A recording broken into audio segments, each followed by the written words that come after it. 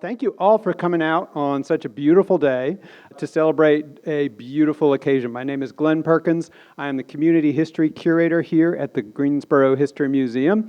And on behalf of the City of Greensboro Department of Libraries and Museum and our nonprofit partner GHM Incorporated, thank you all for coming out to the History Museum today. We have been doing sports lately, big time. This amazing history that had gone untold, I think, for the wider Greensboro community. I think in a lot of communities, this history was known, it was shared, and certainly from the people who created it, it was shared and it was advocated for. So now, today, we're really proud to be able to make some space for the members of the Bluford Blues, a Little League team, 1965 to 1968, to really be able to share their stunning record.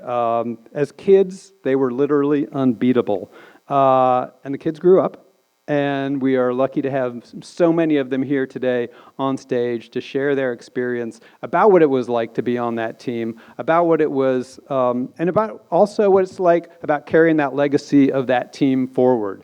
The really important moment that they had breaking boundaries in Greensboro, breaking barriers. And, you know, when you think about the history of barrier breaking in Greensboro, it's the youngest of folks who really have taken on a lot of the work, whether it's the Gillespie students integrating the public schools in the early 60s, or the teenagers who led the sit-in movement at Woolworth. It's always been the young people, and we really need to embrace that and hold that moment up so that the young people of today can be inspired to make that change when we need it. I know that the members of the team wanted to thank some folks here at the Greensboro History Museum, my colleague Ayla Amon, who's our Curator of Collections, and Sarah Ann Mask, our Programs Coordinator, the Greensboro Parks and Rec staff, Phil Fleischman, Kobe Riley, Monique Floyd, the Greensboro Parks and Rec Commission, the Greensboro Grasshoppers staff, including Tim Vangle and Donald Moore, and also Kim Strabel, who I am going to introduce now, because Greensboro has been very lucky to have Kim Strabel around town since the 1980s. He has served as the president of the Greensboro Sports Commission, deputy director of the Greensboro Sports Foundation, and for more than 2 decades as Greensboro College's director of athletics. While he retired from Greensboro College in 2024, he continues to serve in numerous capacities around this city and county, including as on the board of the Guilford County Sports Hall of Fame. Kim is going to be our moderator for the conversation today, and I'm going to turn it over to him. So thank you all very much.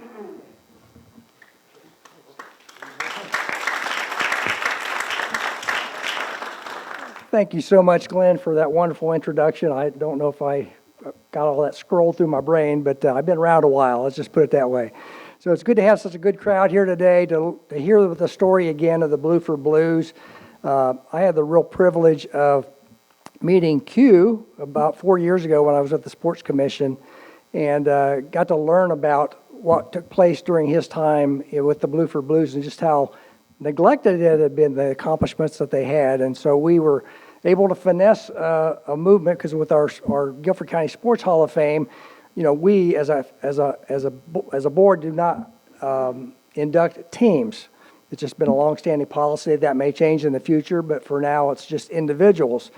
So I said, well, Q, what are we going to do about that? Let's scratch our heads, and we figured out Coach Wright, when I started to read about him, how somebody like Coach Wright embodied reverence. I could not find anything where somebody was criticizing Coach Wright. The control he had over his players, the things he was teaching them on and off the field, still shows up today. My name is Thurman Guy. As part of the Bluford Blues, I had a nickname. Very humorous per se. It was called Weenie Man. And the most interesting thing is several of these guys up here have nicknames, and ask them how did they get their name. That would be interesting. I'm glad to be here today. And before I start, there are 2 people I have to identify. The Wrights, can you stand up? Yeah. Freddie, raise your hand, Freddie. Freddie is the oldest. Okay. Marcus is the youngest. Those 2 guys well, it was three of them, but two of them was three, period.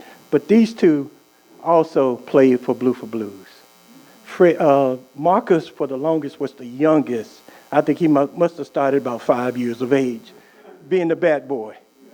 And Freddie has a rich history. Freddie, at one point, was a scout for several National League baseball teams. So really and truly, we have the best of the best because Mr. Wright had bear 2, 3 boys that all played for the Bluford Blues. Let me introduce these guys for you, okay? Tell them your nickname. And I will make sure that it's true. Hi, my name is Horace Tarpley. Everybody up here and some out in the audience called me Dusty. And I was the catcher. What? Tell them your name. Dusty Butt. There you go. There you go. And I was the catcher on 2 of the 3 teams that we're here today to talk about. And his name is Dusty Butt because of the fact that as a catcher, his bottom was at the bottom of the ground, and when he got up, he had dust on his butt. Outstanding player. He was a catcher. I'm Wade Horton, and I'm the only one on the team probably that didn't have a nickname. I believe everybody had one but me. And Perry, yeah, but it's a unique thing about us, the first 3. Weenie, Dusty, and myself, we're first cousins. Our mothers are sisters. And matter of fact, Weenie's mother and my mother are twins. So that's unique, you know, because we stayed together. Hi, I'm Luther Montague, and my nickname was Q. I got that because the ball players couldn't say Montague. They used to say Montague, and that's how I got Q for my nickname. Now tell the truth, tell the rest of the truth. This guy been bald head since he's about 8 years old. Q.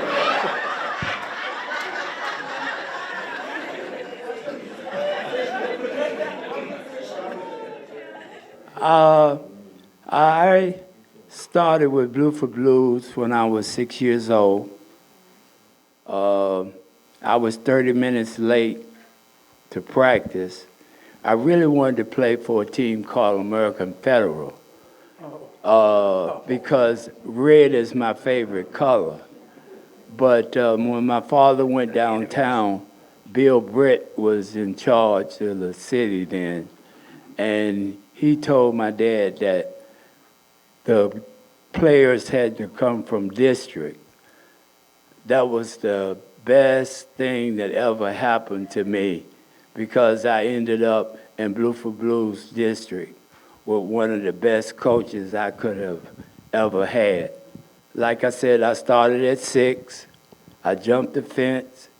Mr. Wright hit me 60 balls in the air and in the ground. I didn't stop a one. But he gave me a uniform and kept me on the team. And because he saw that I had the drive and the determination to want to be the best player. And when Dusty, Wade, myself, and Perry, we were the youngest guys on the team. We came behind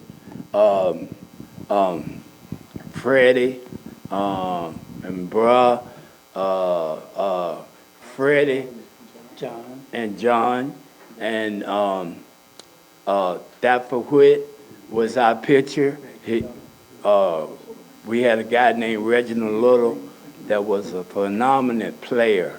And that's how I got to where I became a pretty good athlete, because Pop Wright assigned Reggie to tutor me. And I miss him. I miss all the guys that are not here, are not able to be here. But I have to give God the glory. I have to give my teammate the glory. I have to give Kim the glory. I could just stand up here and name a bunch of people that I have to glorify. But anyway, that's how I got Q. It's Montague instead of Montague. Thank you.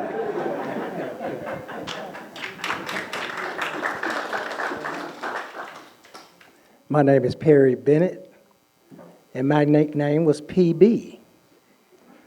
Everybody thought about peanut butter when they called my name. So that's how I ended up with the name PB. But actually getting started playing baseball or any sports, my two older brothers, Sedgy and Choke, they used to take me out on the side of the house at 8 o'clock on Saturday mornings, and they used to beat me up. They beat me up from 8 o'clock to 12 o'clock in order for me to learn how to play the game of baseball. So I'm grateful for God, for my brothers. I'm grateful for being with this team, and it's really been a super experience being with these guys. What was your position? Right field. Now here come the good part. My name is Ralph Milliken. My nickname was, we won't talk about it. No, my nickname was Donut. And the reason they called me Donut, I always had donuts in my hand. Always. If you see me, usually I'm eating a donut. That's because my mother had a friend that worked at Krispy Kreme. And she always bought us a box of donuts. So, of course, if I had donuts, I had friends. And that's what they called me. Fortunately enough for me, I was a catcher. I caught after Dusty and after Perry. So, fortunate enough for me, Mr. Wright, I had a father, but I had a father. We all grew up in the Grove, so we know how that goes. And fortunate enough for me, I learned a lot, but I never realized what I learned till after I joined the military for 22 years. And I played ball, and some of you may see the rings on my finger and on my neck. I now coach an over 50 men's softball team, and we travel. And I say we travel. Fortunately enough, I was a member of a team. I was a member of a team that was the first majority African-American team. We didn't have four white guys on our team. That was fortunate enough to win the USSSA World, first and only black team to ever win it. So I've had that twice, and that means I've been blessed. I've truly been blessed. Like I told you, I went in the military for 22 years. And then, of course, when I came back, I ran into Q. And that's all I've ever called him was Q. I don't even remember calling him anything else. And we now talk about those days. And honestly, at our age, I don't remember. All the things that was going on in the world didn't affect us because we were playing baseball. You know, summertime, we practiced twice a day or whatever it was. Whatever Mr. Wright told us to do, that's what we did.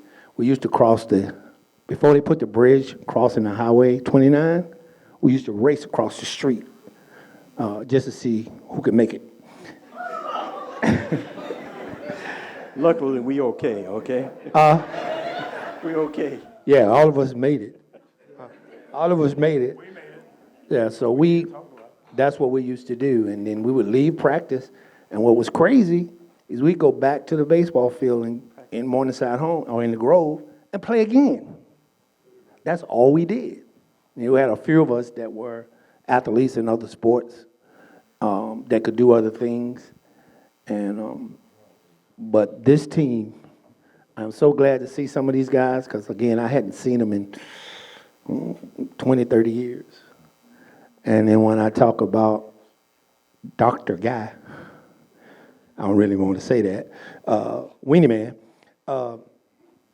I hadn't seen him in a long time. I'm on years. So when we finally started getting together, meeting, it became, and we have some people that are not here that are ill, and mainly I'm talking about Ricky Webster. We were tight. And his brother is here to represent him, James. That's his baby brother. That's little James. That's little James Howard.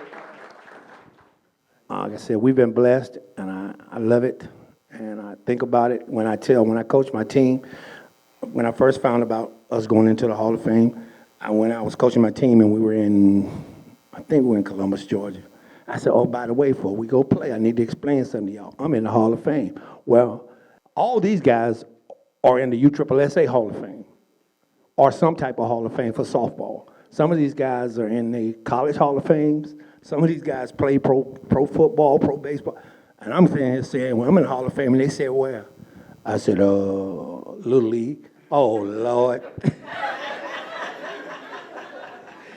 And now when they see me, they go, he in the Hall of Fame. I go, y'all trying to be funny. But that's how things have worked out. But I've been blessed, and I've been blessed because of Mr. Wright. Believe that. Believe that. Mr. Wright was, he was something. He was clean, though. He had them pants with the crease down the middle. Boy, Bob Wright. Yes, my name is Robert Johnson, and I played with the Blues. Actually, I played for 1 year.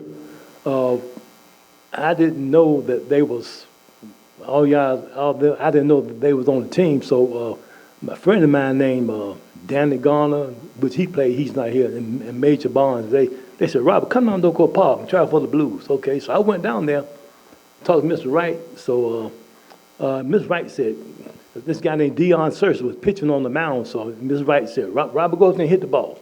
And Deion was a pretty big guy. He threw the ball hard too, but he threw it, boom, I hit it. Then he threw another, and I hit that. So Ms. Wright said, you can be on the team. But anyway, Mr. Wright was a nice person. He was. I never heard him raise his voice. I never heard him use profanity. But he was a good guy, man. He didn't have to get on us because we were so good. But anyway, I never heard him. He was a nice, even-toned guy, man. He really was, like a father figure. And it was a privilege playing with the Blues. I felt so proud to put that suit on, man. I felt so proud to have that suit, that blue suit. And I was a pitcher, and Dusty was a catcher. Dusty told me what to throw. I threw it, man. We were very successful, and I'm just glad to be a part of the team. My name is Terry Hood. I was a part of the Blues team, and, well, I guess the most part is my nickname that I had of all the people on the team. I was given that nickname by my best friend, the catcher down there, Mr. Dusty Butt. But I got the nickname, and some of the people, guys and people that really know me, they call me that now. If you don't know me by that name, then you didn't really know me. My nickname was Hungry Hog. Dusty gave me that nickname back during that time, and the way I came about that nickname, every time I used to come to bat, the first thing a lot of guys would holler, it's a stake on the fence. It's a stake on the fence. I'm knocking, when they holler, it's a stake on the fence, I'm knocking the ball over there all the way across Lee Street, out of the park at Dago Noco Park. But one of the main reasons how I really got the name was, I guess it came from Mr. Wright, because the man took care of us guys just like we were all his own individuals. It was a good team, good guys to play with. We all hung by one another. I left with me. I started playing semi-pro baseball at the age of 17. And at that particular age, that's normally when guys will be out here and they playing Legion ball and all. But I, learned so much from Bluford Blues. I learned how to hit a baseball so much because Horace and I, during the time where we grew up, I was always outside on the side of the house, and I was hitting rocks or tennis balls or anything. You could hit them with daggone maybe a pine cone from a tree or whatever and stuff, and we could hit them like I don't know what. But, you know, like I said, I had my good days there with them. If I had of probably been fortunate where I came from a family or somebody had to notice me during the time when I was younger, I probably would have been in the majors right now playing. And some of the guys that played Major League Ball, I actually played with them when I played semi-pro ball. But Bluford Blues was one of the best teams you could ever find down there at NOCO Park, and we had some of the best days or whatever all the time. And Mr. Wright, like I said, he's one person that could never be forgotten or whatever because he took care of all of us like we were his own. One thing I'll have to say is that Terry was a prolific hitter. I mean, he could place the ball anywhere. If we needed to run and there was a guy on first base, say, Terry, hit it. Put it somewhere. That guy came through. And we played on the largest field for Little League. Now, if we would have played on some of those other fields, the game would have probably been over in the second inning. That's how good we were. My name is Kenneth Stimpson, call me Jew Papa. I'm gonna keep it short, real short. I love all my players on the stage with me. Love Mr. Wright. One of the best pitcher Bluford Blues ever had. Yeah. Matter of fact, and he's talking about himself because if you go out, and believe me, out of all the pitchers that played with us, Kenneth was the best. I mean, he would strike out 10 to 12 guys. That's how good he was. And Robert Johnson, oh boy, he was something else too. Curveballs, was an excellent pitcher too. I mean, we had two of the best pitchers. And actually, Wade pitched. We had a guy by the name of Jerry Williams. He was awesome too. So we had about 5 pitchers that actually played another position. All of us up here played another position. That was the uniqueness about this particular team, is that most of us probably started out in the outfield and then we came in the infield. If you were that good in the outfield, you stayed out there. He's the only player that, for 3 years out of the system that had an award. That was all-star, all-city, everything. He was everything. All city. He was really Don't good. Get it twisted. Okay? Don't get it twisted, man. It's all city. But I also want to say something. His brother, Kenneth, Michael is in the background. Now, Michael was a scorekeeper, but he was more than a scorekeeper. He was the type of guy that would tell you, okay, you need to go up and maybe bunt. Hey, this guy can't throw hard. He's throwing softballs. This guy's going to throw high balls. And Michael also controlled the dugout. He made sure that we had everything in order, correct, and he talked to us about everything. And so, Michael, stand up for a second. And so he was part of the team. You know, what's so interesting about this team is that we had supportive personnel, like Marcus. We have another person by the name of Jerry Coble and Michael. So those 3 guys were a part of the team. And when we played, everybody enjoyed one another. But Michael was a tad older than us. He hung around, but he never played. So his brother became better than him, okay? Make sure that.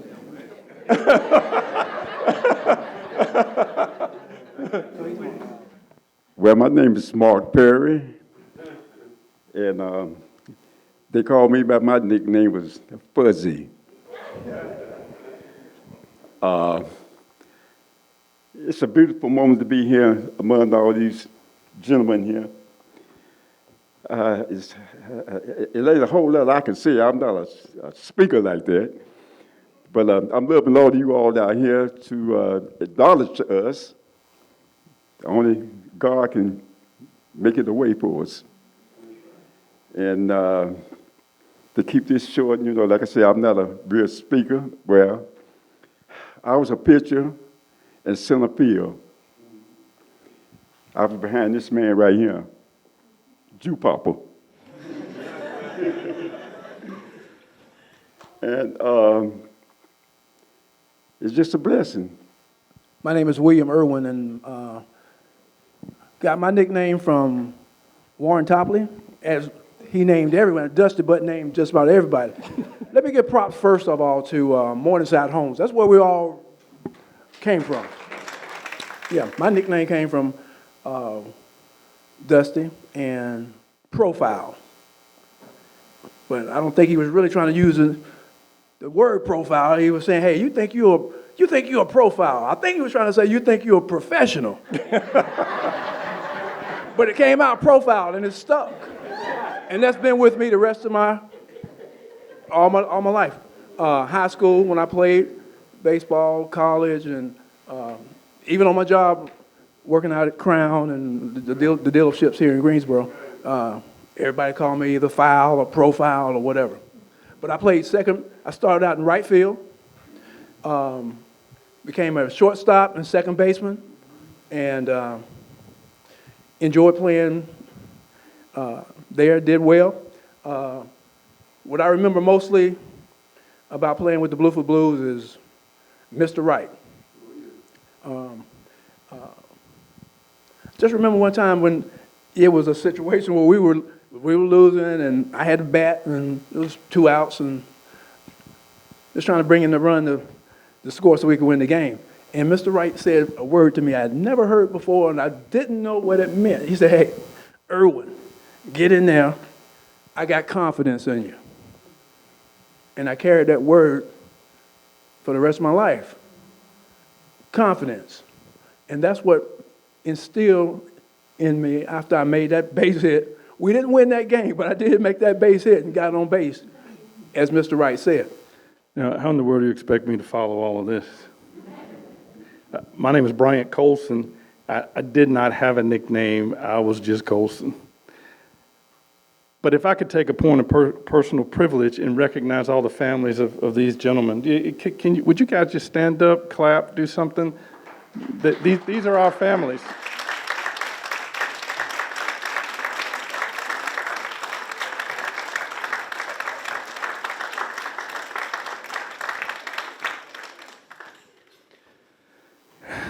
Coach Wright was legendary back then, legendary now.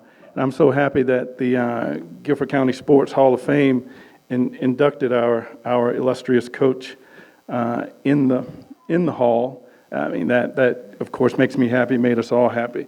I'm always happy to be in the presence of my favorite Grambling baseball player, Mr. Wright's son, Fred. I'm always happy to be in the presence of these gentlemen right here. I mean, we grew up together. We played together. I got the opportunity to play when we made playoffs. Mr. Wright would move some of us up.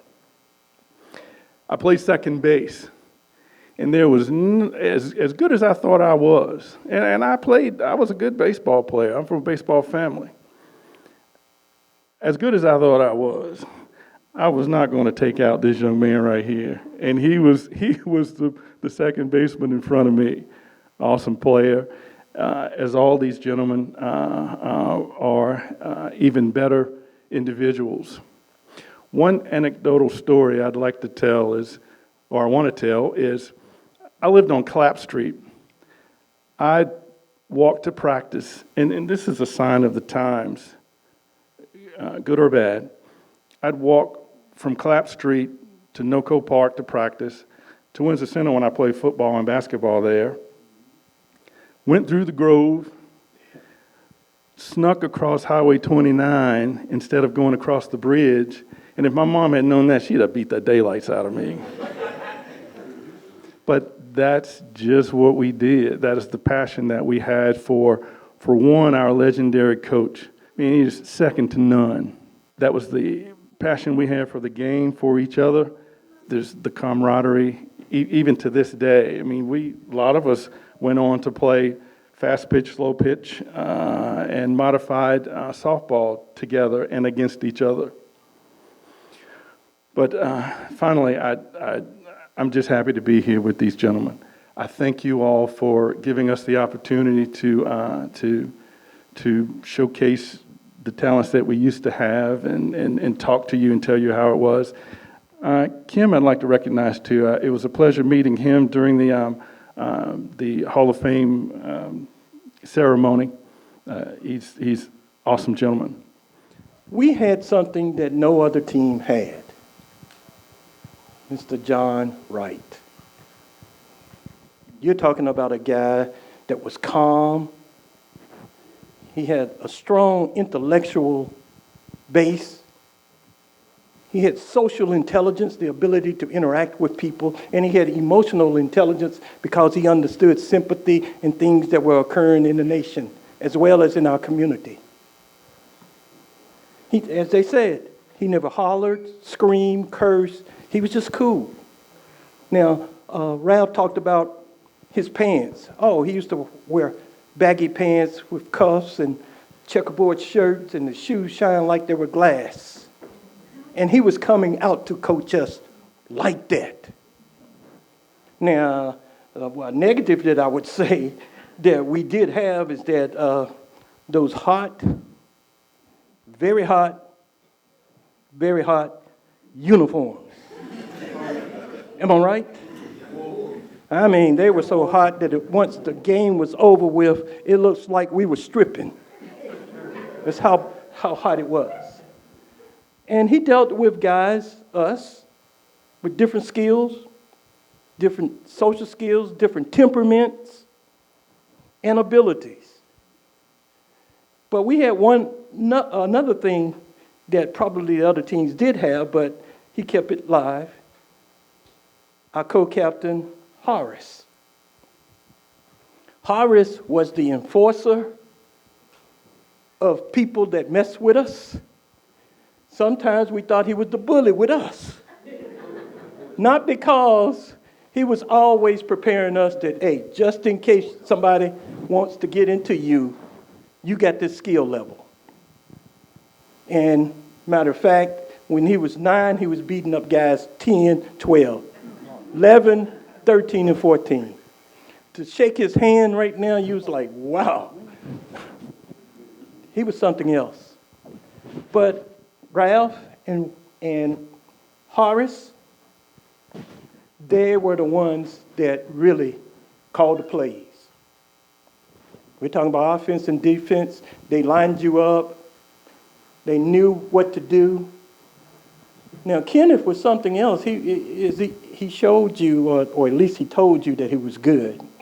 But he was a showboating pitcher. If somehow or another the ball came to him, somebody hit the ball to him, he would look at the ball and then throw it to first base, second base, third base. It didn't matter, the catcher. And Mr. Wright called him on it a couple of times. Yeah, but he was that good, though. Very good. But he couldn't hit, though. Well, I know he has a lot to say about me, so. But we had Mr. Wright, Mr. Florence, Michael,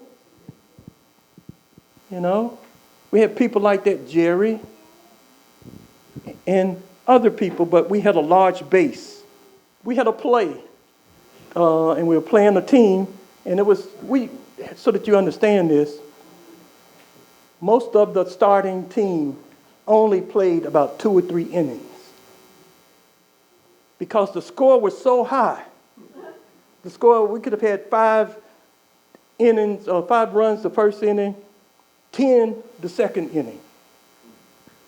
By the 3rd inning, Mr. Wright was putting in the secondary team, and they raised the score. So we probably the starters only played about no more than 3 or 4 innings. The games were always called off by at least the 4th inning or the 5th. Didn't play the 6th, maybe once or twice. Now, with Q, there's a play, playing his team, pop up, boom. Q catch the ball. He goes to Robert. He placed the ball into Robert's glove. Somehow or another, the ball changed hands back into Q's glove. He calmly walked over to third base, and there was a player that was playing off. But Q did this, he did his hat, which meant that there was going to be some type of play that's getting ready to occur. So we were ready for it. So he walked back. The guy was still there off, and he tagged him. We won the game. And the guy named Ronald Murphy played against us, and actually he has submitted some written responses to this. He said, I knew that you guys were good, but you guys had all kinds of tricks up your sleeve. He said that. And then eventually he said, but the one thing I do cherish about you guys is that, hey, I was able to become friends with you for life. All I want to say is Mr. Guy, Dr. Guy, didn't tell the story of how he got his nickname, Weenie Man, because his middle name is Oscar, and that's why we call him Oscar Minor Wiener.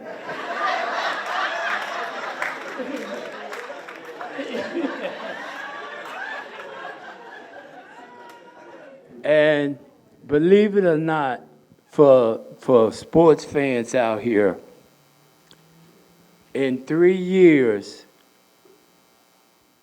Thurman led us in on-base percentage, but never did hit the ball. He would always get the jiggling and wiggling in the batter's box and get hit, and he was our leadoff hitter. And he led us 3 years in a row on base percentage without even hitting the ball. Ball hit him. Ball hit him. Yeah, he said so. And we had probably two guys that I missed the most. Yes. Jerry Williams, he was a key player. He could play any position, you name it. Shortstop, third base, outfield, catcher. He was a dynamic pitcher. He also acted like he was a professional baseball pitcher. He would look around like this and like this. Nobody's on base.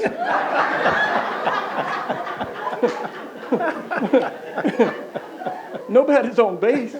You know, he prop himself up and do the hat and everything, but he was good, and he was a powerful hitter too. We probably had at least 5 guys that could hit the ball over the fence at any given time. That's how powerful. As they said, I got on base. Wow. My next buddy named Rodney Westmoreland, he was probably one of the most dynamic individuals because he could play all positions, and he was a pitcher too. But he could run. He could glove. You know, he brought joy to the team. He ended up going to North Carolina A&T State University, and he played football. And in the first year that he was there, he led the MEAC as a returner.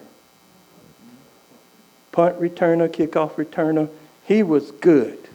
It's just not only that, he came back again and formed a basketball team and league, and he trained young ladies.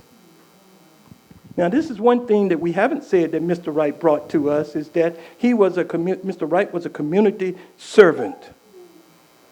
Rodney was a community servant. All of us did different things, but several of those guys, Horace and, Dusty, Wade, Q, Ralph, I think it might have been Terry Hood. Did you coach? No. Okay. Those guys went into the communities and they coached. Mr. Wright was a community servant. He was a leader in the community. He worked vigorously for the YMCA, and he won all kinds of awards. They named a baseball field called Penn Right Field. This guy was good. I mean, you couldn't say, he was just a great person, The one thing that I remembered about him as a model, as a person, a facilitator, is that he always talked about this word to me, metacognition. Metacognition is a word that means thinking about thinking. And that's how we played. We practiced sometimes 2 to 3 times a day. I'm serious. Can you imagine that? Then we still played football, basketball, skating, same day. So our parents were probably happy that we were not at home. Right in front of the basketball court. But metacognition, we thought about thinking. We knew the plays that were going to come up or things that if there were situations, we had practiced them so much that it was just so easy for us.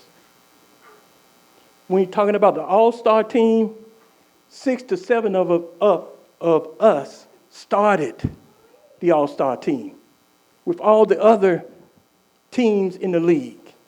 That tells you something. And we started, and I know for 2 years I was a starter. Starter. That's how good we were. I'll just stop. Hey, Doc. Doc, can I just say one thing before we shut the mics off? And that is, if we could just recognize the Blues that have gone on to play on that Field of Dreams. You mentioned Spot, Rodney Westmoreland, Leroy Day, and others that you guys can name. That they were all world also, and I just want to make sure that we don't miss the opportunity to recognize them. Nelson Farr, Blake Hawkins, Mike Hawkins. Major Bonds. That's right. Terry Bennett's here. Brian is just talked to. Haygood, Danny Garner, James Haygood. That's right. Who was a beast. Deion Searcy, Reginald Sproul. Right. Ricky Webster. Roger Williams, he was the first left-hander that we had. So we had a lot of different things going on. And the thing about it is that we did not feel like something was, I needed to play more time. Because we were so good, we was like, hey, we're getting a little rest, but we knew that our second stringers, and I don't even call them second stringers, it's just guys that came up, and they were just playing as long as I. So those are the things that mount to enough for me. Remember how high the lights were at Noco Park? Haygood, the only person I've seen hit them over the lights. And I ain't talking about every now and then. I'm talking about consistently. Would hit the ball over the lights that landed on the other field, other side of the street. And he did it, and this is not a sometimes thing. With Haygood, it was all the time. I should say, till he got mad at you. And he tried to hit you over the fence. All we want to do is recognize the players up here that actually participated in, the last team to be undefeated. And actually, it would have been more than just 48-0 if you counted the wins that they had in the city tournament. City champions, only black team to win the city championship in Greensboro. Like to recognize the players up here, like them to stand.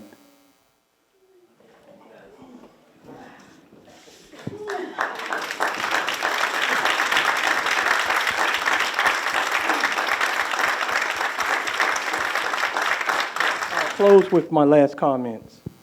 See, there were a word that came out sometime in 1992.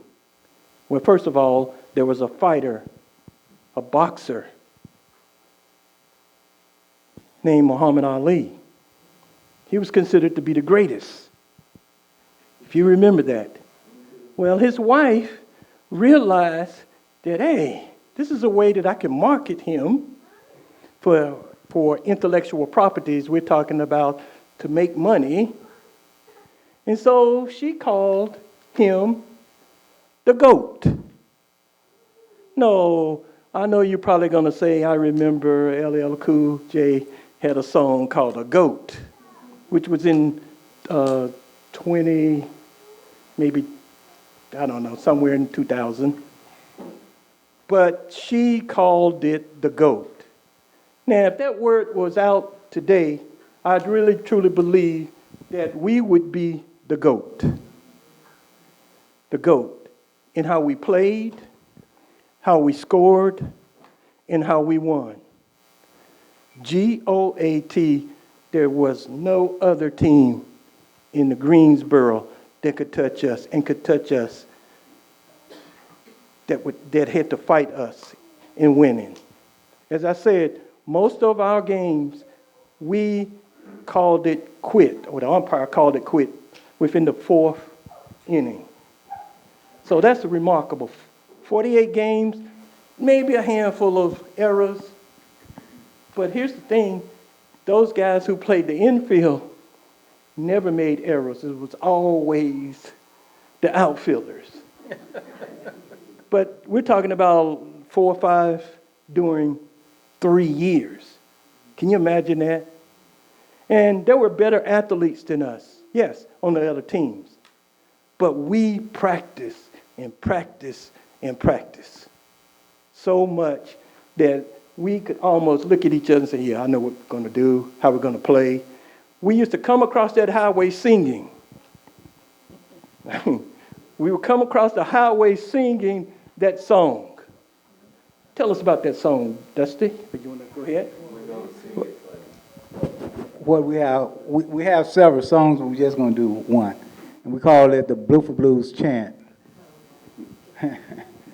So some of the people in the audience, I know they recognize this, because when we won, what they didn't say was after the game and after we went and got our treats, we rode on the back of a truck, Mr. Florence's truck. And so we was all on there, and he was driving, Mr. Wright and Mr. Florence was driving us through Morningside Homes, and we had a chant. So we're going to give you a little taste of that, if y'all don't mind. Everywhere we go, people want to know, who we are, so we tell them, we are the blues, the mighty, mighty blues.